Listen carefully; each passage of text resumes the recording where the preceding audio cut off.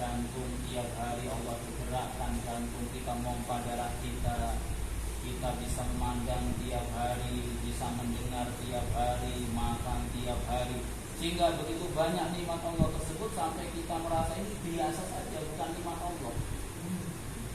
Padahal ini semua nikmat Allah yang begitu besar, yang mana nanti kita rasakan kalau kita kehilangan itu.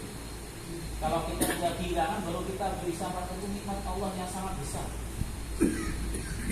Maka kata ulama yang sering kita dengar, sebetulnya Allah tidak minta untuk kita menghitungnya. Karena kalau kita menghitungnya pun kita tidak mampu.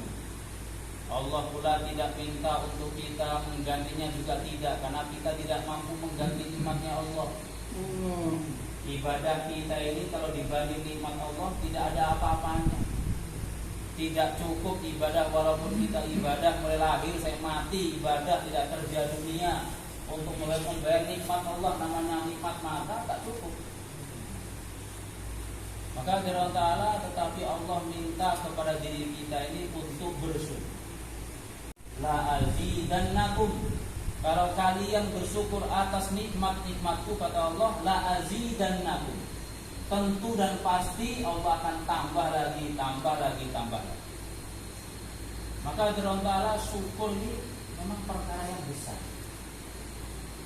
perkara amal yang luar biasa, yang besar, yang mana setan itu berusaha, iblis itu berusaha bagaimana manusia itu tidak bersyukur. Karena kalau dia bersyukur akan tambah nikmat terus. Tapi kalau dia kufur nikmat, kata Allah, wala in kafartum inna azabi lasyadid. Barang siapa yang kufur terhadap nikmat Allah, kata Allah, sungguhnya azabku sangat pedih. Berarti orang yang tidak pandai bersyukur itu tandanya akan menghadapi musibah, akan menghadapi azab, akan menghadapi siksa dari Allah yang sangat pedih. Maka usaha iblis itu usaha apa? Usaha dia adalah menjadikan anak Adam itu tidak pandai bersyukur. Nahum min baini aydihim wa min khalfihim wa an aymanihim wa an syama'ilihim wa la tajidu aktsarahum syakirin. Kata iblis, ya Allah, demi kekuasaanmu, aku akan mendatangi mereka dari arah depan mereka, dari arah belakang mereka, dari arah kanan mereka, dari arah kiri mereka, berusaha untuk menipu manusia supaya nanti kamu akan mendapati mereka ini manusia kebanyakan tidak bersyukur. Jadi usaha setan bagaimana menjadikan manusia itu tidak pandai bersyukur atas nikmat Allah. Maka kata ulama, setan tidak menyebutkan dua arah, kanan kiri ada, depan belakang ada. Cuma dua arah yang tidak setan sebutkan itu. Pertama atas, kedua bawah. Jadi dua arah yang setan tidak datang itu atas dan bawah. Maksudnya apa? Kalau ke atas itu maksudnya bila orang itu ta'alluq tingginya hanya kepada Allah, maka itu pandai bersyukur. Kalau yakinnya, imannya kepada Allah, takwanya kepada Allah kuat di dalam hati dia, maka orang tadi akan pandai bersyukur.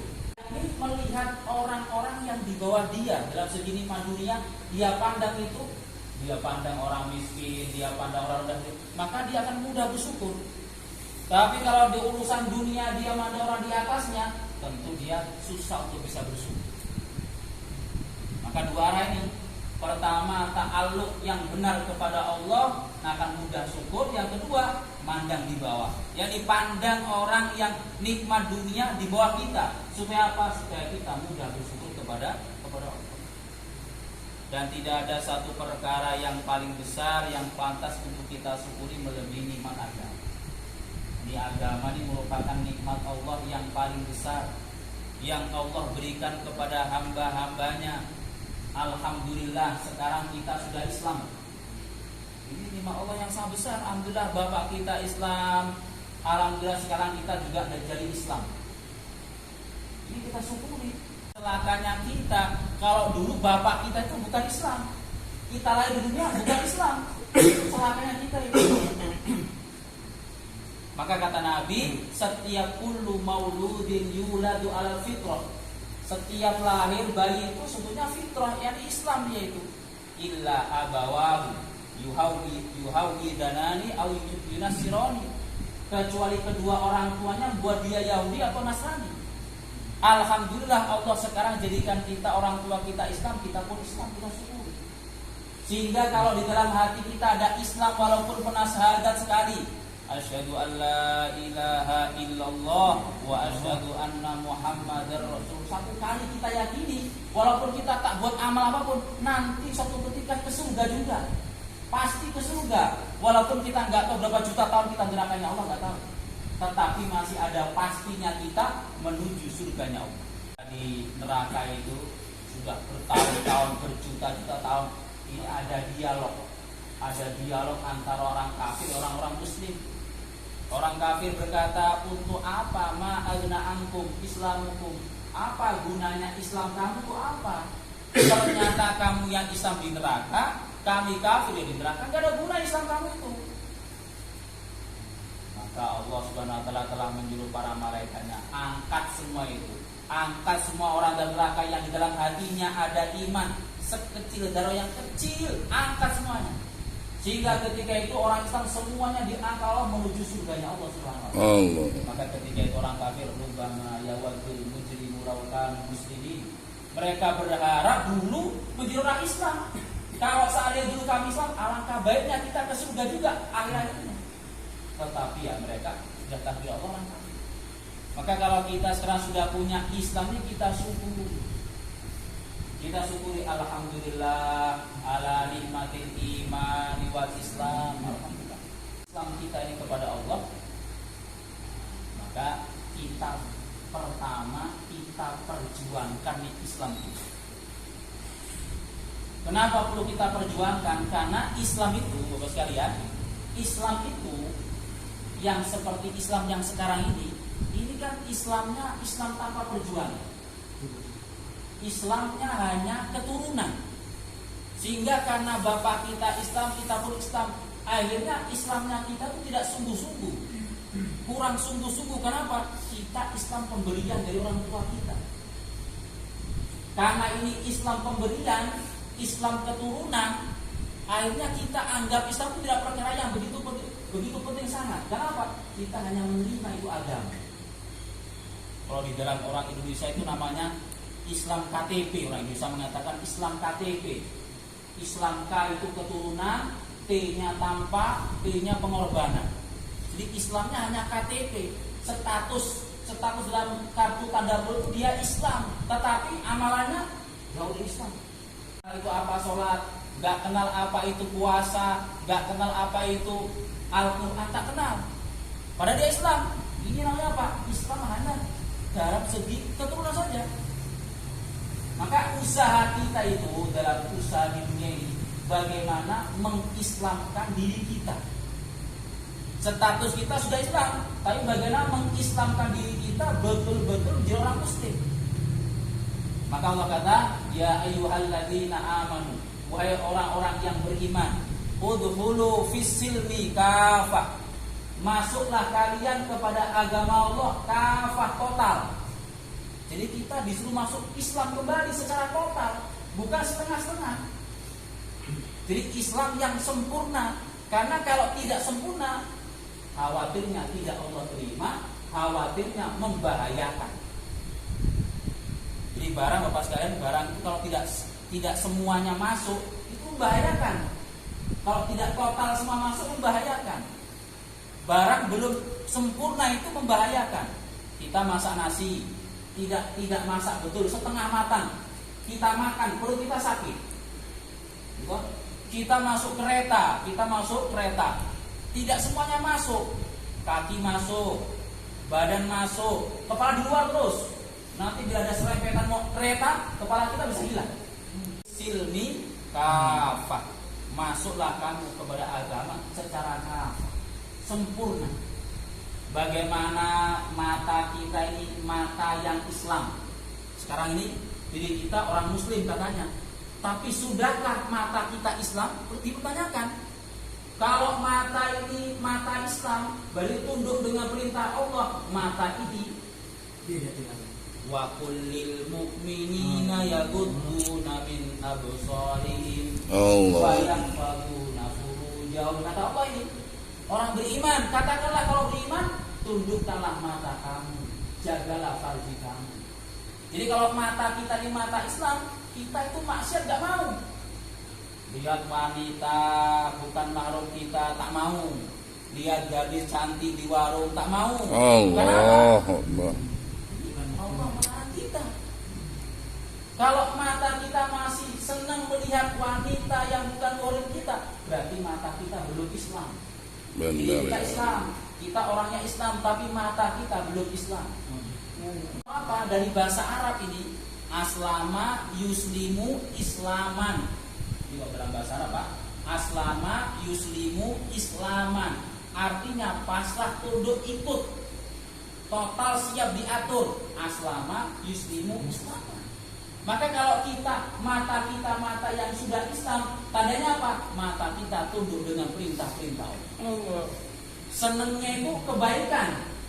Senengnya melihat kebaikan. Kalau ngaji Quran senang, gitu. Melihat orang soleh senang. Melihat ulama senang. Melihat cewek tak mau. Allah. Ya, melihat cewek tak mau. Kenapa? Ini Allah tak suka. Allah tak suka, sehingga tak mau. Sehingga kalau kita bisa menggunakan mata sesuai dengan perintah Allah, baru ini mata yang orang Muslim. Ini mata Islam.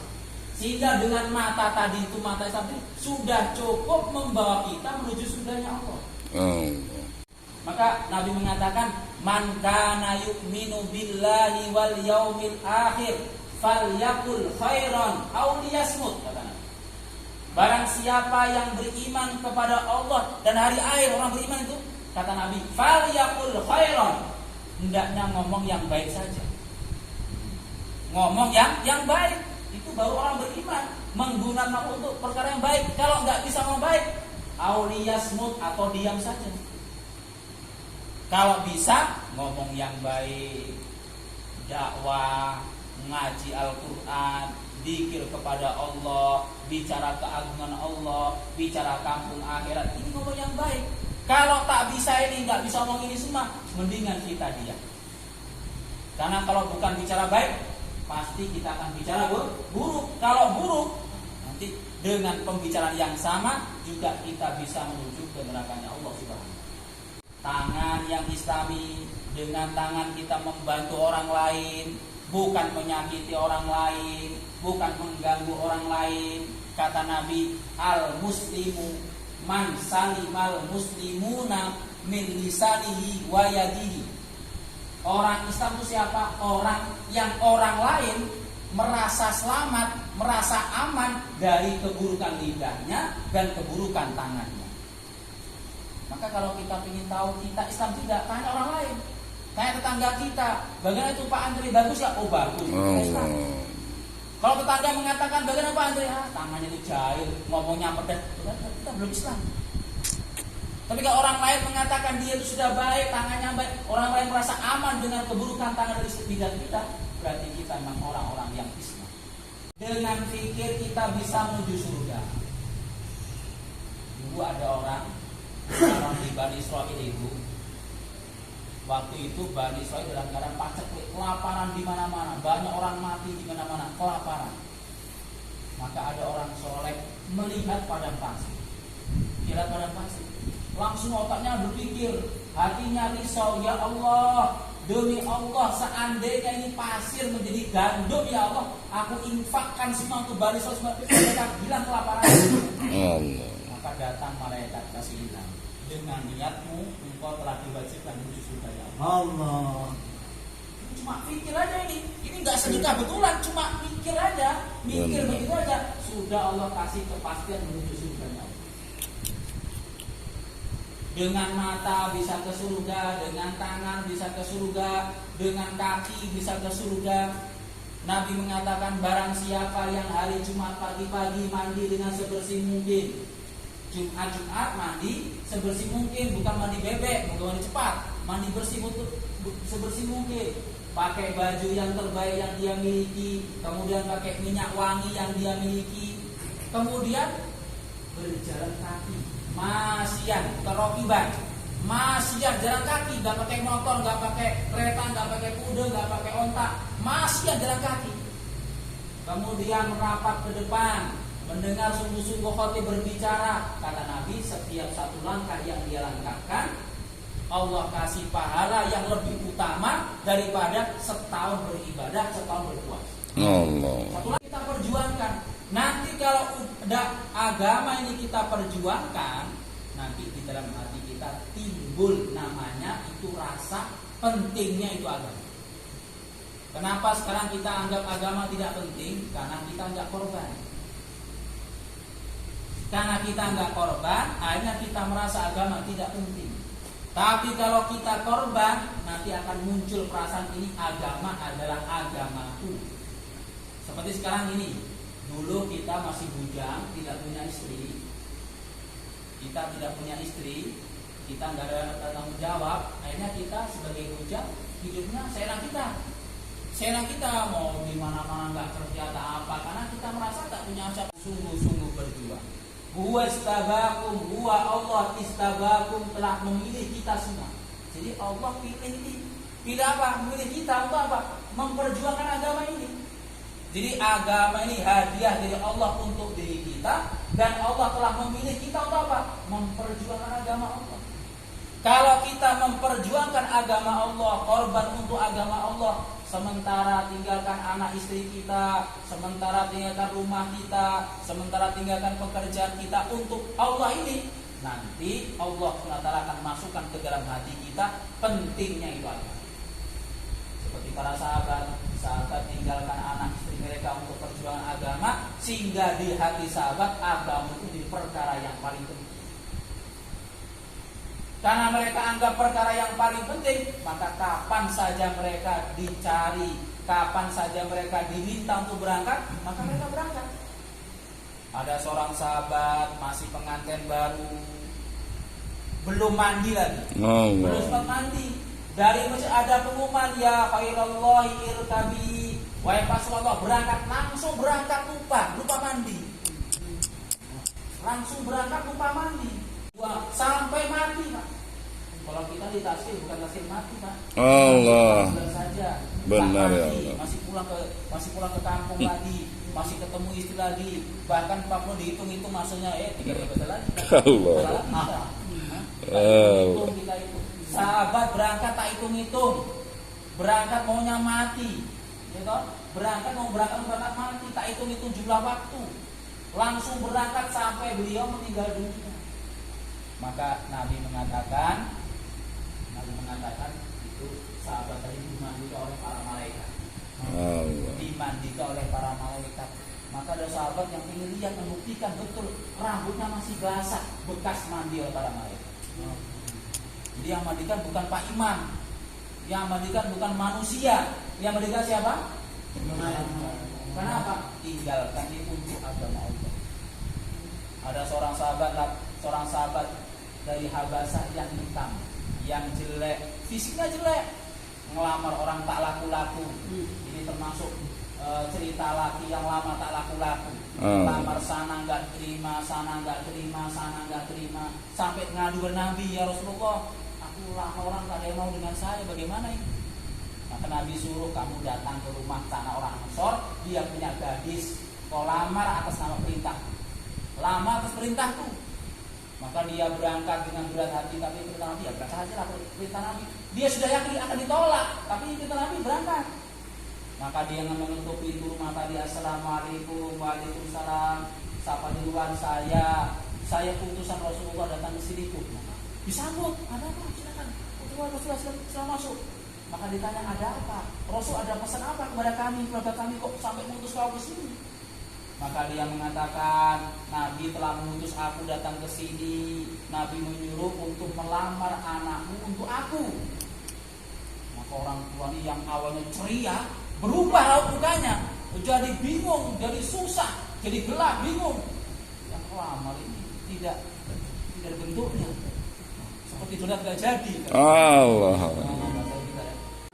Itu tadi pemuda tadi sudah siap, gak jadi. Tak jadi, lupa istri, lupa cewek, lupa semuanya. Mau berangkat, mau menikah, lupa cewek. Kita sedang punya cewek. Astagfirullah. Ini belum berangkat, lupa ceweknya, lupa calonnya. Kita di tengah jalan masih ingat cewek, mau tambah 2 katanya. Allahu Akbar. Lupa itu cewek, lupa. Maka dia ganti tukar semuanya, ganti beli pedang, perisai, macam-macam, langsung berangkat berjihad sampai mati juga, tak jadi nikah. Tak ada nikah, saya mati di sana. Maka kalau suatu ketika Nabi mendekati mayatnya dia, Nabi itu langsung memalingkan wajah. Maka sahabat tanya, ya Rasulullah, ada apa kau palingkan wajah? Aku malu apa? Begitu banyak bidadari yang berputar di antara baju dan Allah. menyambut dia. Jadi para sahabat, mereka telah menghabiskan semuanya untuk Allah dan Rasul. Mati tidak, kitanya dimintanya 4 bulan, dimintanya 40 hari, diminta 3 hari. Maka kalau kita nggak berangkat sungguh telat. Maka waktu itu Bapak sekalian dari di sini, catat nama ya, catat berdiri. Insyaallah. Yang niat 4 bulan, yang niat 4 bulan.